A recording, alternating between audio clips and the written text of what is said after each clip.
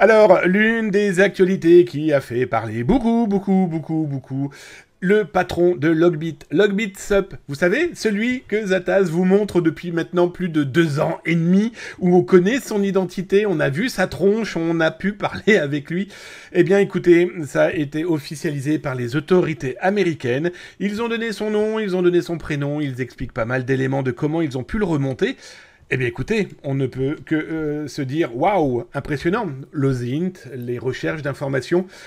Bon, là je vais être très honnête avec vous, le Royaume-Uni, les États-Unis, l'Australie lui proposent de ne pas quitter son pays s'il ne veut pas finir pendant quelques décennies, si ce n'est siècles, avec les Américains en prison. Toujours est-il que, voilà, il est maintenant mis en pâture et c'est toujours très intéressant. On avait eu le cas aussi avec Waka Waka, hein, souvenez-vous, où je vous ai expliqué qu'ils avaient été aussi mis en pâture, nom, prénom, photo, etc., etc., et que c'est intéressant de mettre en pâture des pirates informatiques qu'on ne peut pas les chercher.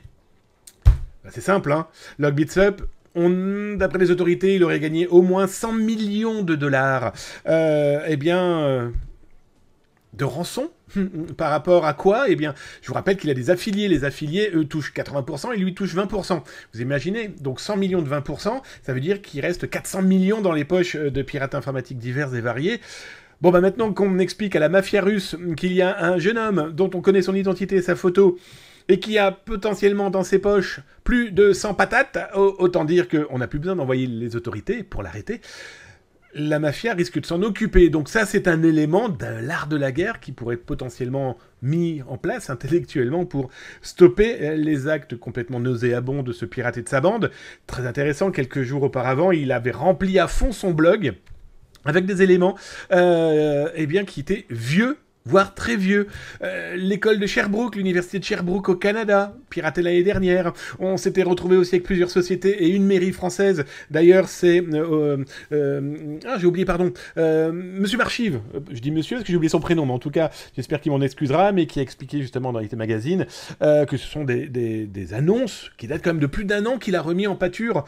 Est-ce qu'il est en train de remettre la pression des entreprises? Est-ce qu'un de ses affiliés est revenu et veut remettre la pression? Est-ce que... Bref, à suivre. Alors, ce qui est très intéressant, là, donc, c'est sa tête. En tout cas, c'est ce qu'explique le FBI, s'explique les autorités américaines. Alors, lui aussi, il a 10 millions sur sa tête, maintenant, pour pouvoir l'arrêter. En tout cas, toute information permettant de le remonter. Bon, alors j'ai vu des gens faire de l'OSINT dans des médias, etc., expliquant, voilà, on peut le retrouver, voilà, regardez, il mange des pancakes, etc., etc. Pourquoi pas? 4 ans d'anonymat ou pas, c'est l'un de mes sous-titres. D'ailleurs, si ça vous intéresse, je vous ai mis l'article là, hein, sur Twitch. Vous pourrez le lire en long et en large, ainsi que sur YouTube. Vous l'aurez là dans le descriptif. Et puis, suivez la chaîne, ça fait toujours plaisir. Mais un petit détail qui est plutôt intéressant, et je vais vous le montrer. Bah oui, Logbit, vous vous doutez bien... qu'il a commenté. Alors, pour ceux qui ont un téléphone, je voulais le traduire et puis je me suis dit non, je vais vous laisser le faire. Vous avez un téléphone qui permet de, par exemple, traduire des textes d'une langue de votre choix. Et bien là, vous choisissez le russe et vous allez voir qu'il est en train d'expliquer une petite chose. Il dit mais c'est qui ce gars? Mais c'est pas moi. Pourquoi ils ont fait ça, le FBI? Pourquoi ils ont mis en pâture une personne qui n'est pas moi? Et il lui explique qu'il lui offrira un petit cadeau pour tous les désagréments. C'est pas la première fois que Logbitsup fait ce genre de propos. Il l'a fait, là, il y a quelques heures aussi, chez Troyant. Voilà.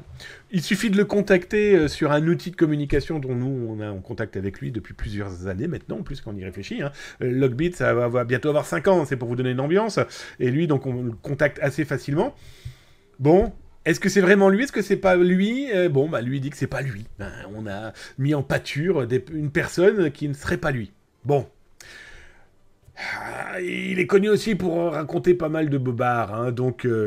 Mais le doute maintenant, quand même, subsiste. Hein, voilà, à suivre.